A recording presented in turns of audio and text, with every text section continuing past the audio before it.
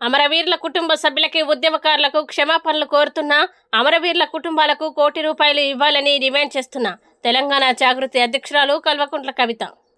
మరి 10 సంవత్సరాలు తెలంగాణ వచ్చిన తర్వాత బీఆర్ఎస్ పార్టీలో నేను మంత్రిగా లేకపోయినా, సంతకం చేసే అధికారం నాకు లేకపోయినా, ఒక ఎంపీగా ఉన్న, ఎమ్మెల్సీగా కొనసాగిన.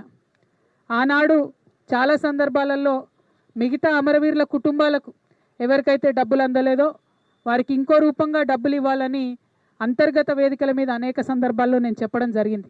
కానీ ఇవాళ నేను మనస్ఫూర్తిగా అమరవీరుల కుటుంబ సభ్యులకు, అమరవీరులకు, తెలంగాణ ఉద్యమకారులకు చేతులెత్తి నమస్కరించి క్షమాపణ కోరుతా ఉన్నా. ఎందుకోసమంటే ఆనాడు నేను మీకోసం కొట్లాడినా కానీ ఇంకా గట్టిగా కొట్లాడేది ఉంటుంది, సాధించుకునే వరకు మీకోసం కొట్లాడేది. ఇవాళ నేను కోరేది ఒకటే, మనం ఉద్యమం డబ్బుల కోసం చేయలే, మన ఉద్యమం మనకు ఉద్యోగాలు రావాలని చేయలేదు, తెలంగాణ యావత్తు బాగుండాలి, అందరం బాగుండాలని చేసినాం. కాబట్టే ఇవాళ ఇక్కడ ఈ పవిత్రమైనటువంటి గడ్డ సాక్షిగా, ఈ అమరవీరుల స్తూపం సాక్షిగా నేను ప్రమాణం చేస్తూ ఉన్నాను. ప్రతి అమరవీరుల కుటుంబాలకి 1200 మంది